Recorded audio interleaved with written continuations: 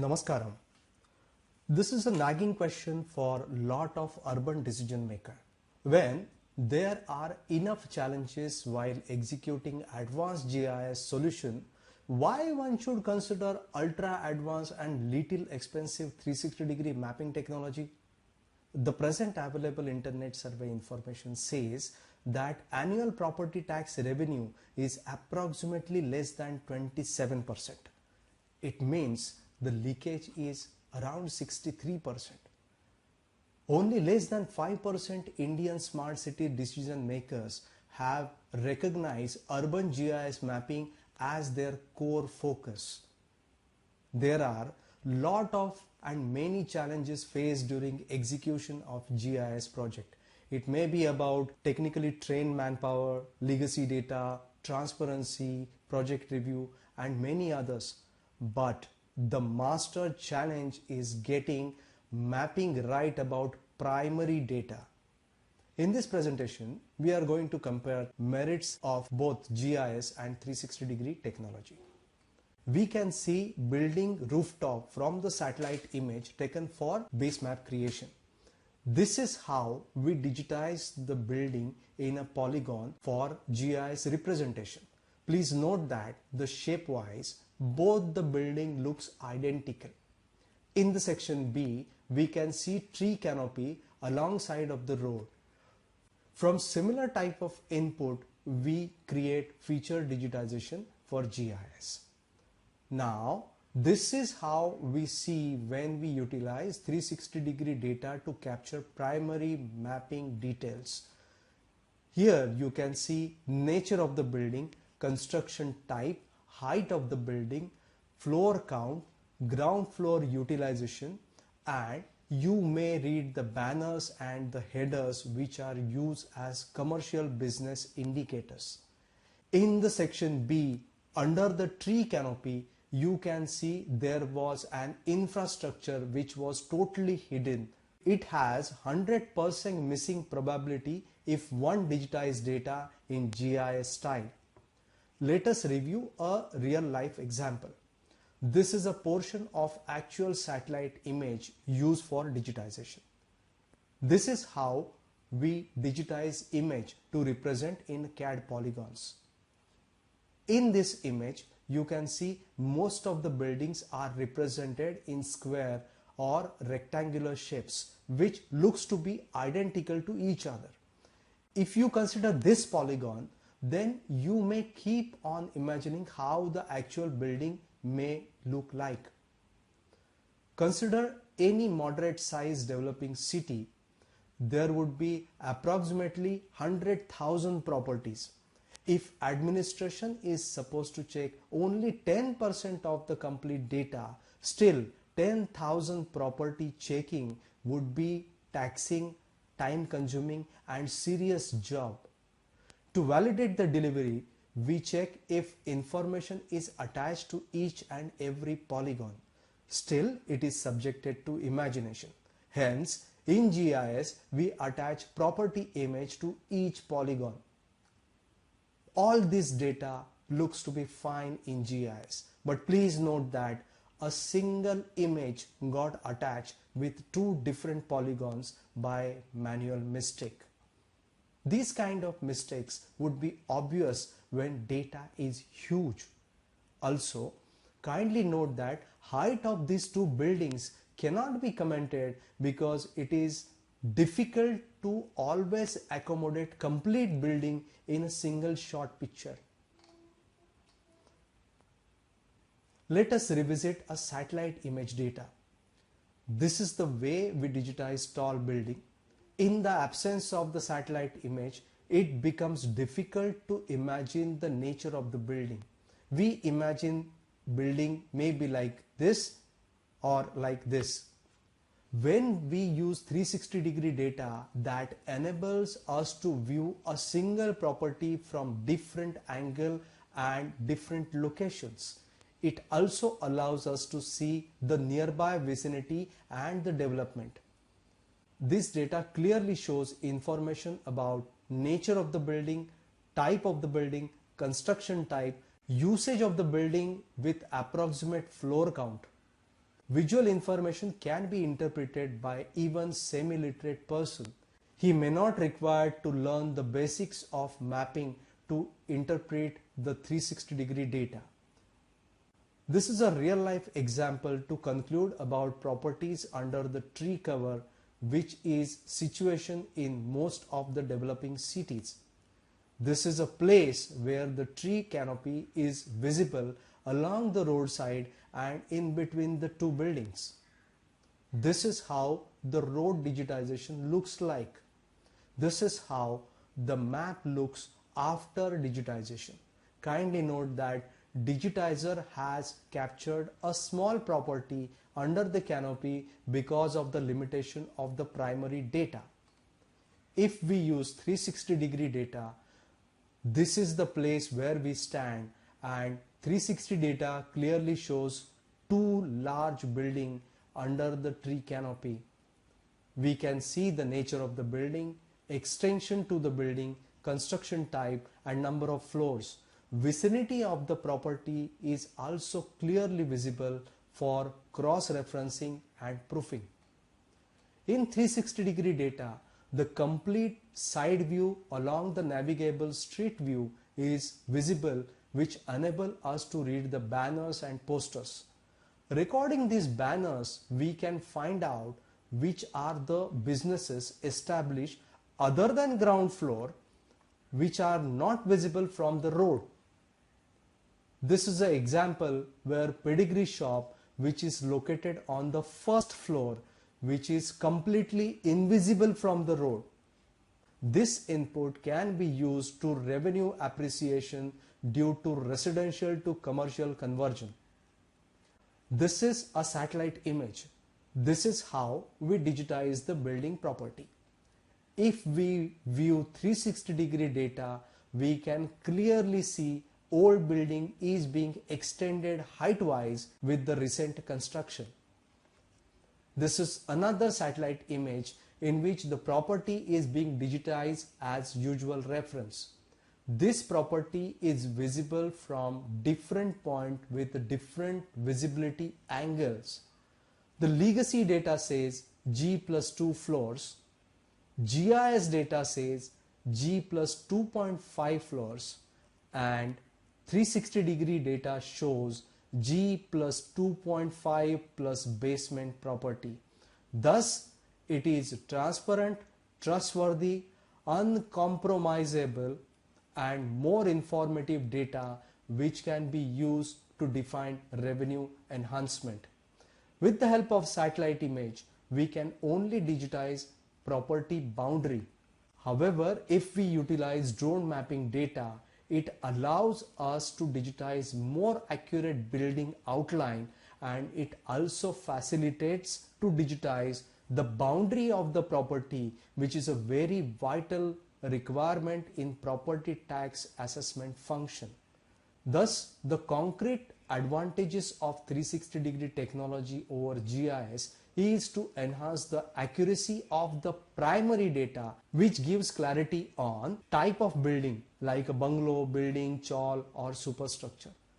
Construction type like a RCC, brick, kacha, pakka, finished, etc. Type of use like residential, commercial, industrial, religious, educational. Approximate visual age of the building like a historical, very old, moderate, new, recent, etc. Floor count. This is vitally important data for revenue enhancement. Extensions, enlargement, encroachment. Ready reference for near vicinity of the property for visual verification. This is dependable online visual data which can be read by many semi-literate person. Visual deviations can be found and confirmed even before conducting house-to-house survey. This ready internet reference data can be referred by anybody from anywhere.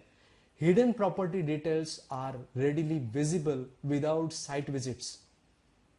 This multipurpose data can be utilized by multiple government disciplines as a reference data. This visual data can be used for cross-validation of survey data. This is very simple, transparent, dependable, and readily available data can be distributed through cloud-based solution. Can we increase revenue by just applying 360-degree technology for data collection? It may be highly unlikely. We have to improve our map creation technique. This is a sample of digitized base map, and we are going to discuss about these two buildings. This is a standard satellite image used for creation of base map. The buildings are visible with isolation in between. This is the way data gets converted into digital. These two buildings are clearly digitized in the form of polygons.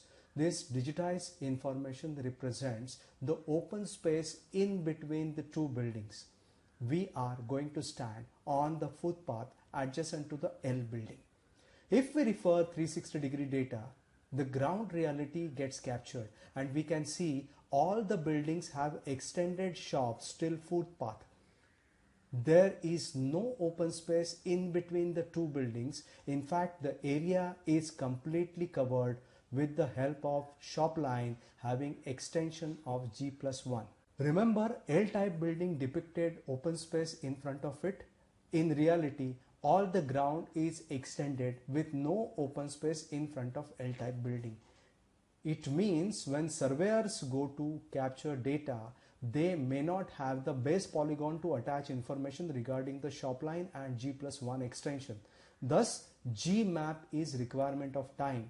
In urban city, this is a prime reason we have to capture ground floor details on separate layers, which can be called as GMap.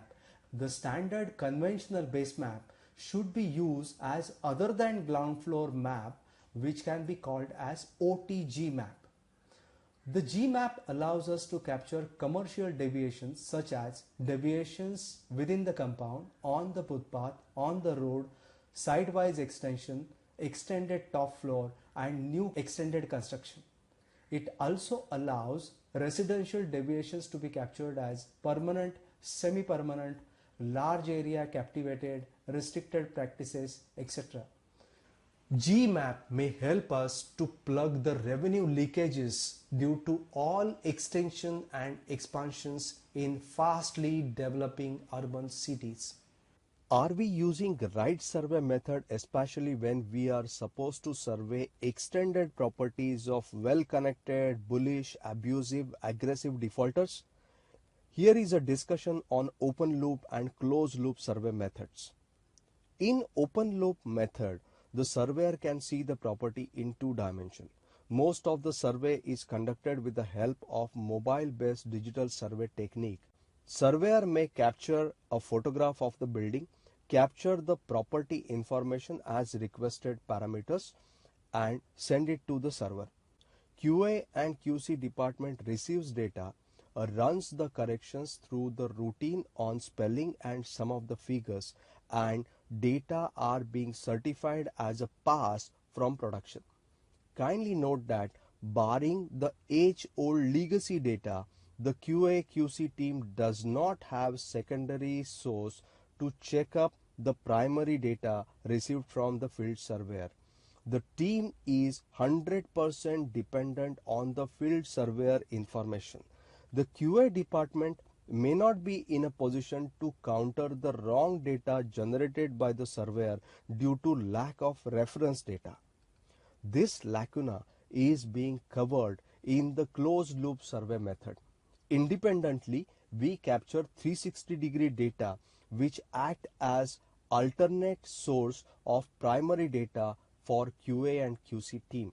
They may create the revenue potential of each property from 360-degree data. This gets compared on the fly once the survey data comes in the system. The deviation of the comparisons are immediately flashed and resurvey reminders can be generated for the field survey staff on the very next day of the survey. Here, closed looping check includes not only spelling and figures but also the surveyor.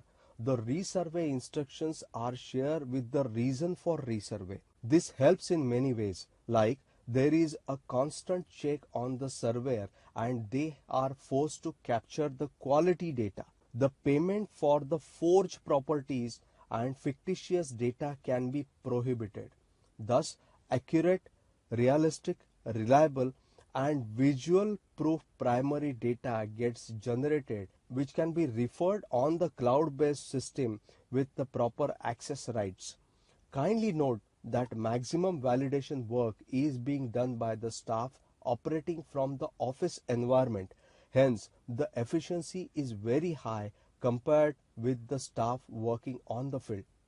Advantage of the closed loop survey: maximum office resources and less on ground staff. Authentic primary data gets captured. Data can be corrected in office. Missing data can be pointed for field staff. Missing data can be recovered by the office staff with the reference of 360-degree data. Ease of use and performance. Transparent system. Efficient technology. Less urban manpower required. Less burden on administration for project execution. Complete check on vendor. He has to perform good. 360-degree data can be used as a proof of delivery and payment release. Realistic project projections are possible. If you do fantastic project execution job, do you think your data would get accepted by urban administration? Let us check out what are the administrative challenges. Although these projects are guided at municipal commissioner and top level, the responsibility of the data acceptance lies with the property assessor and collector or assistant municipal commissioner level officer. He has certain native core responsibilities. Geospatial data acceptance comes as an additional responsibility.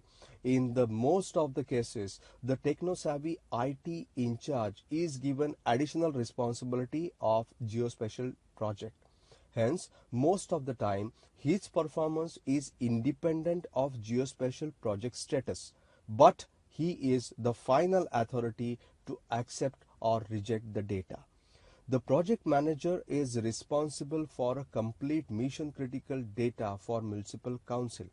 He is supposed to deploy 10% random sampling method for data acceptance. Usually, he is not provided with a sufficient technical manpower and infrastructure required for data validation.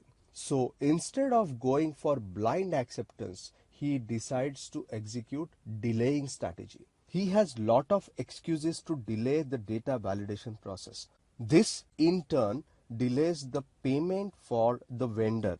The vendor project execution budget goes for the toss due to payment delay. The vendor withdraws his key resources and deploys them on another good paymaster project. The current project quality and knowledge gets diluted. There is no urban administrative audit of project execution. Result: execution project vendor suffers heavy losses. For administration, there is no result, no ROI. Half processed data gets delivered to the corporation, which is again of no use. Project budget goes partially utilized. In other option, the project manager ties up with the vendor and asks him to prepare 10% sampling of the data. After feeling the administrative dependency, vendor understands that complete project data will not get checked and takes his liberty to wind up the project delivery by managing the data. He delivers accurate sample of 10% data. Checking validation documents are successfully prepared. The complete data gets accepted on that validation. The vendor may get maximum payment. However, managed data does not yield any ROI or expected project result. The blame is passed on IT projects, technology, geospatial nature of project, etc. Using 360-degree data technology, the complete delivered data is virtually transferred to the administration on a cloud-based solution. Data can be verified by anybody from anywhere having valid proper access rights. No special infrastructure is required as data is accessible from regular mobile device. Semi-skilled resources can also validate and check the visual data. Administration can deploy the third party for data validation, and 100% data can be validated on the fly without having any dependency on the vendor. The project manager can easily accept data after performing visual random sampling on visual data by himself. Project conclusion: project output results can be easily predicted. Deviation potential can be estimated before performing house-to-house detailed survey. Thus, visual data is easily understandable, 100% transparent, easy to use, assures primary quality data, and enhances the project output. This brings us to very important question of why tax deviation is so low, why the revenue recovery is so low, and why the revenue performance is so dry. The primary reason is weak primary data. There are three methods of getting primary data corrected with the ground reality. First is through the urban property assessor officer, the employees of municipal corporation and council. Second is from outsourcing survey vendor. And third is from the complaint received from citizens about defaulters. Let us understand the challenges of urban property assessor. He is supposed to deal with 6 type of citizens. First one is honest and sincere citizens who respect the law and order, pay the taxes regularly, and extend 100% cooperation to the government. Second is the businessman category who does alteration in the property for their commercial benefits. They are ready to pay the taxes, however, tries the option of settlement and jugaad.